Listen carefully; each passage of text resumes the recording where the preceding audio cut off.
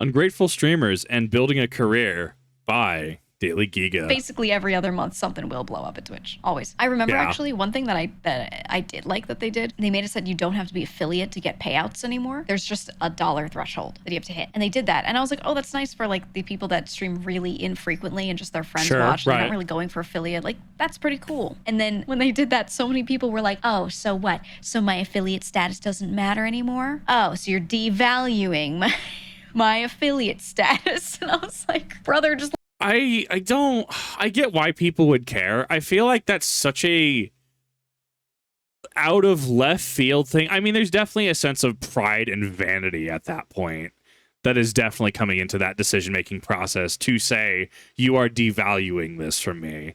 I would say that is a very vain thing to complain about. Let the people that stream to 2 people have their $50 every 5 months.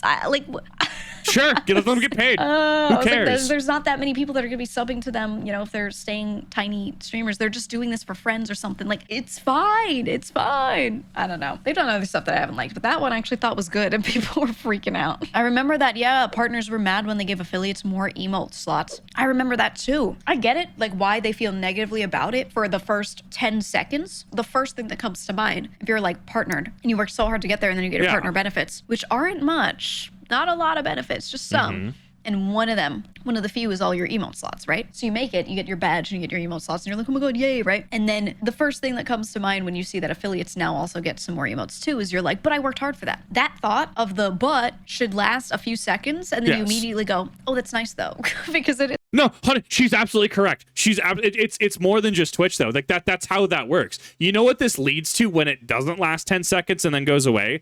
This leads into a degenerative spiral of pulling the ladder up behind you.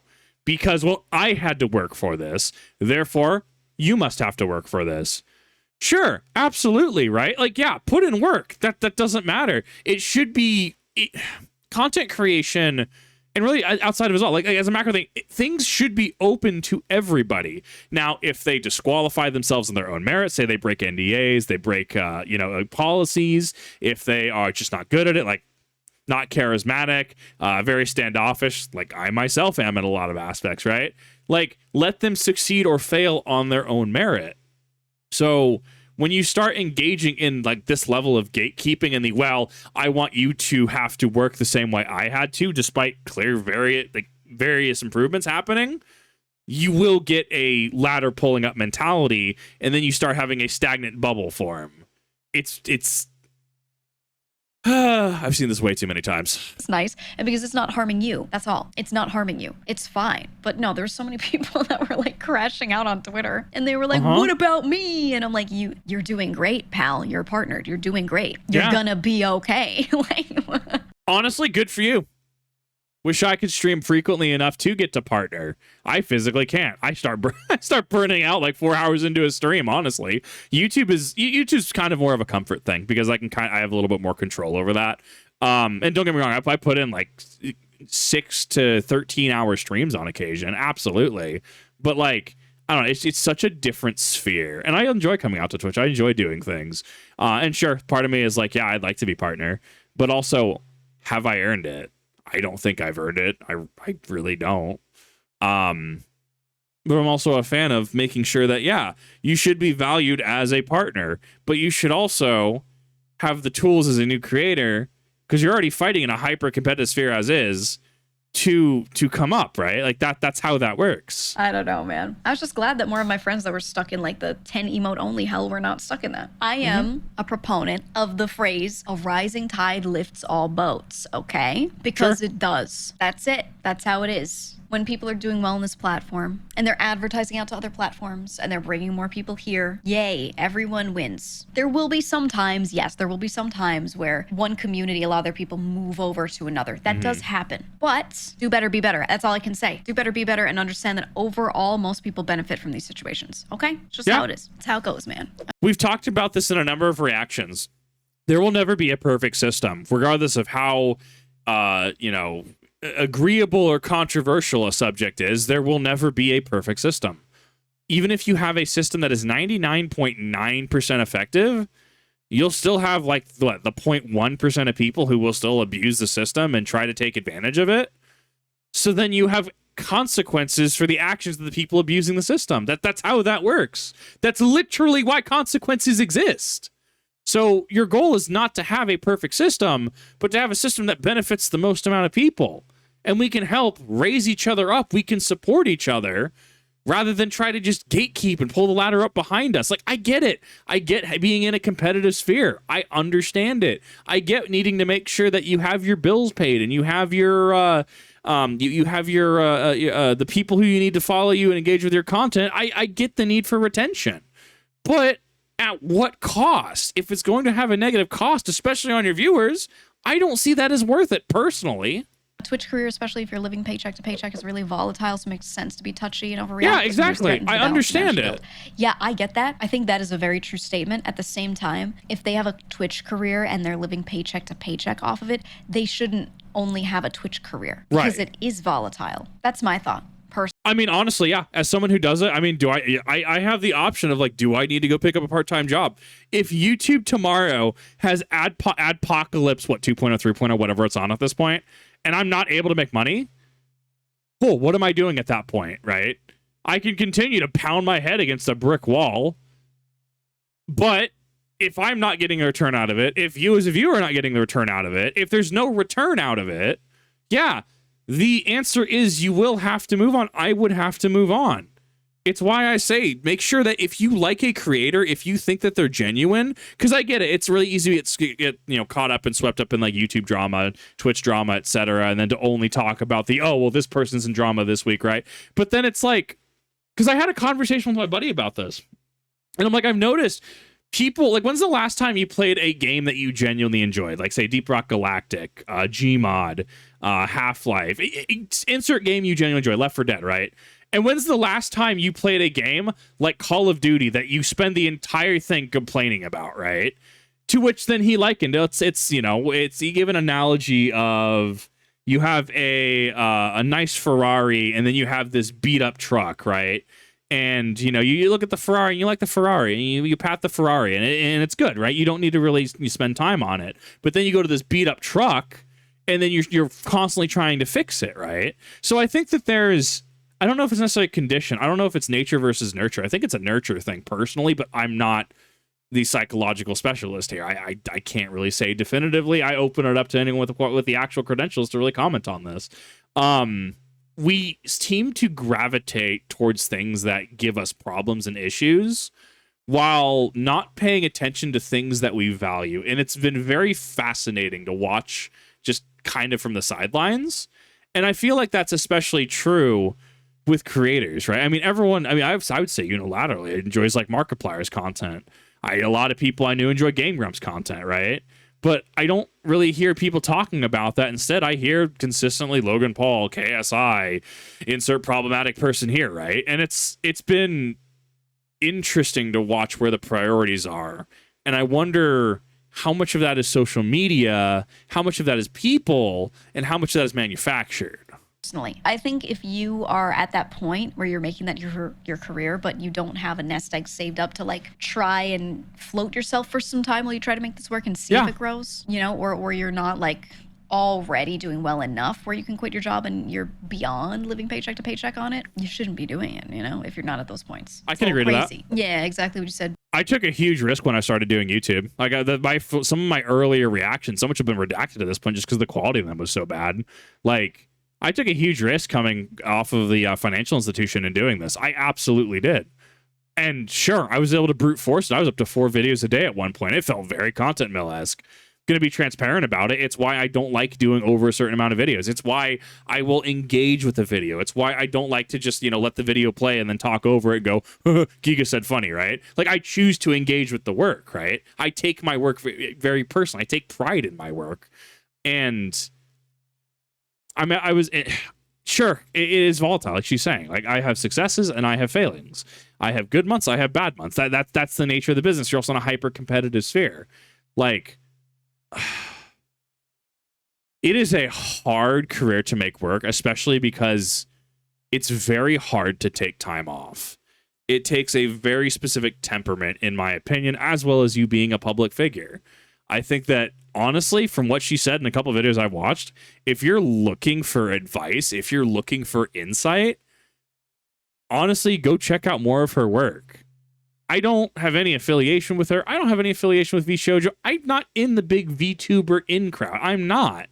What she says makes sense. What she says, I can validate with my own experiences what level I am, as well as from a common sense perspective, very down to earth, very grounded, very valuable insight. So if you put out good content, you put out good work, right? I'll say, hi, you should go in that description and you should go check out GEEGA because she has some really valuable insight that I think you're going to want to check out. Beard, that was my intent when I started streaming too. I was like, this is going to be a hobby, and if it makes me money, it's just going to be extra, but I'm going to keep my job because I had a great tech job, and I was like, yeah, I'll just do this forever. And the only reason I didn't, as I've said a billion times, is because I literally got cancer. Right? Yeah, like I had that's a major health problem. And I was like, ooh, I should not really worry about that career so much. Streaming at that point was doing well for me. I was a 1K Andy, so I was like, it makes me enough money that I can like live off of it, or at least pay my main and then you know, we'll see what happens. Animal Crossing. If it weren't for that, I would not have quit my great job, you know, to be honest. Even though I was doing really well, just because it was volatile, and I was like, I don't see the point. And then, you know, once I made this my main job, I really liked it, so I've stuck with it since, and it's worked out. But, you know, I was doing, by all metrics, pretty well, and I still wasn't quitting my job because my job was just better. It was just better, like, financially, you know? So I think people kind of pull the trigger too early on like, quitting their jobs and trying this out. Even taking a month off, or not a month off, even taking a week off, the fact that what I did in finance, where I was talking about letters of reconveyances because the deed doesn't technically exist when a mortgage is paid off in full, CDs, promo rates, making sure to calculate early withdrawal fees. Oh God, there are PMI on mortgages. If your loan to values over X amount, I think it was 80% PMI is required. People go, I have no idea what you just said to me. Yeah, don't worry about it. I took my job very seriously. I was damn good at what I did, in my opinion. But just the environment just couldn't. The environment just couldn't. No, I get what she says on this. I can relate in a lot of aspects to it. And even then, even doing those things, and the fact that I still show up to that financial institution and have to remind them, I know what your job is because I've done your job. Do not give me other people's account information when I'm doing this specific thing. Specifically, it's an internal account transfer. You know, if you work in finance, you cannot give out information if you're not tied to the account. All I'm going to say on that. But like the fact that like I'm clearly qualified and can do things, and I made less than me taking a week off is wild to me. So hence why I still do it, because I make a fool of myself every day on the internet, and people seem to enjoy it. Hi, love you, dear viewer. And it's one thing if you want to quit your job to get a different one later, or if you're like, I just want to try it for 6 months and see if me putting all of my time into it has it grow and I feel like I can continue with it. There's nothing wrong with trying that. But some people do that, and they're doing that for like 2 years. And I'm like, all right, what's the trial period here? You know, like you're doing yourself a disservice at that point, right? Can you still go back to your old job? Not to brag, my resume is really good. Yeah, I could go and get a job like anywhere if I needed to. If this didn't work out, I'm really lucky that no, I'm not lucky. I did that, but like I'm in a great position, right? Where I could just go and get a good job again easy if I really needed to, which is good. Like I know I mean, I couldn't. I know people around me who we want to talk about sexism in the workplace as a concept. Why is it that every one of my male friends keeps getting recommended for security jobs?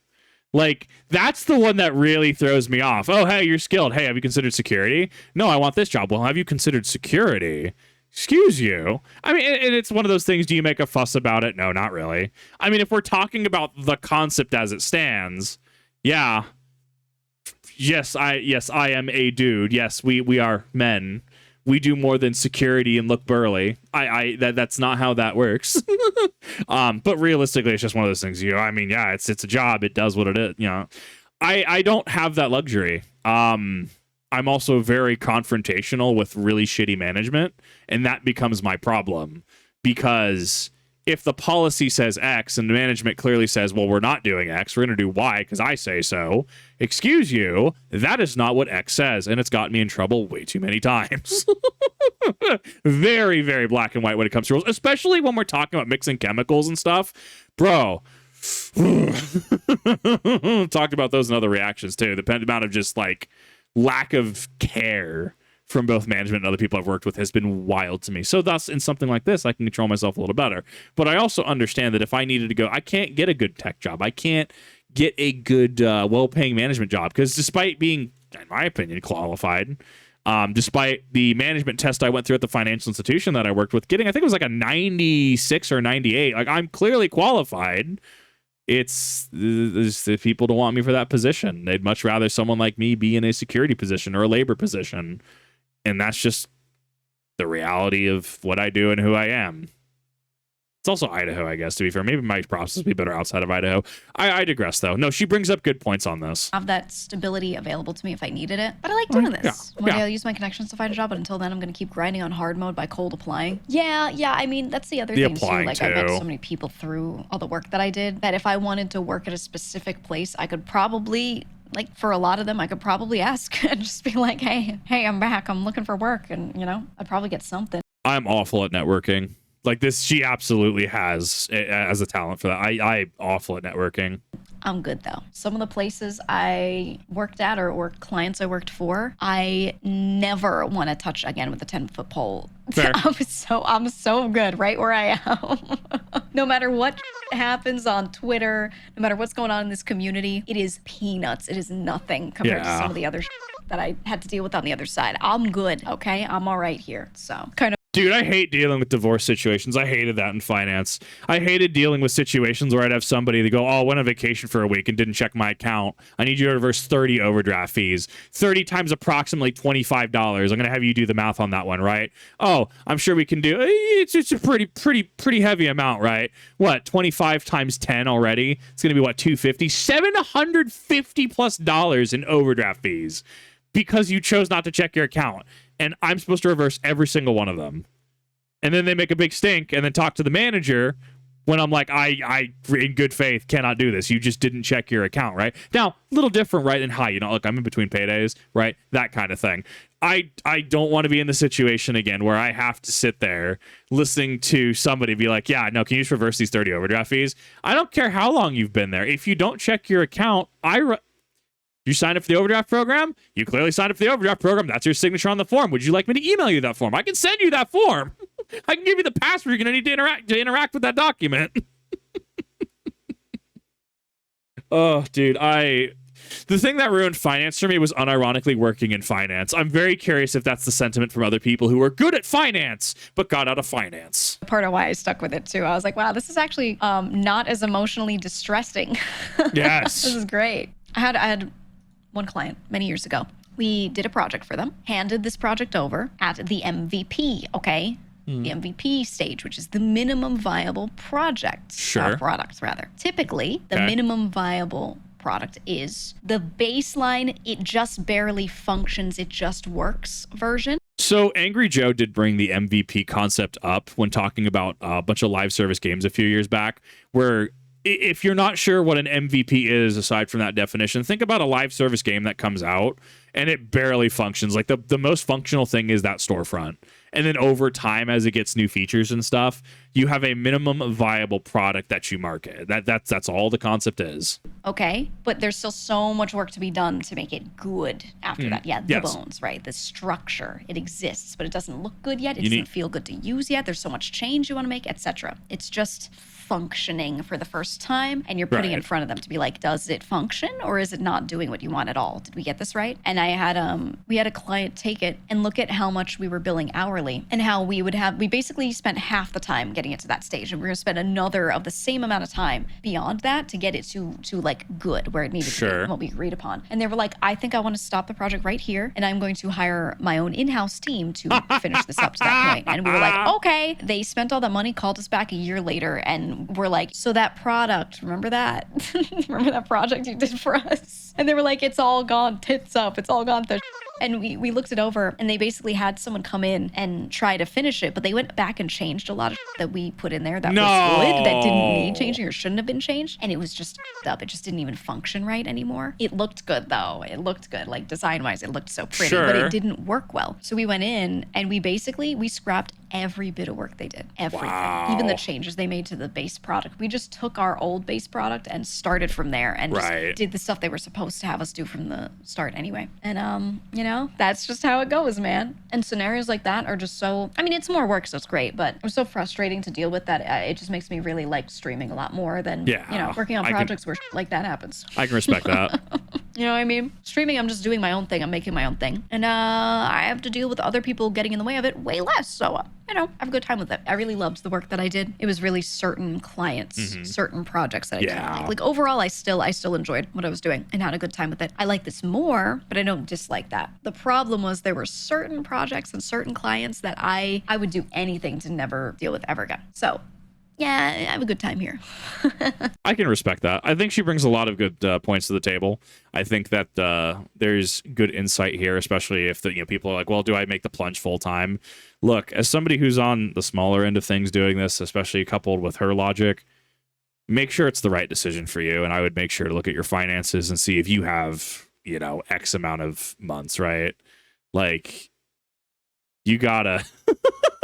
you gotta be certain on that. But thank you, Giga, for some valuable insight, and thank you, everyone, for watching. I'm trying to make these outros a little bit shorter. Thank you. I'll see you in the next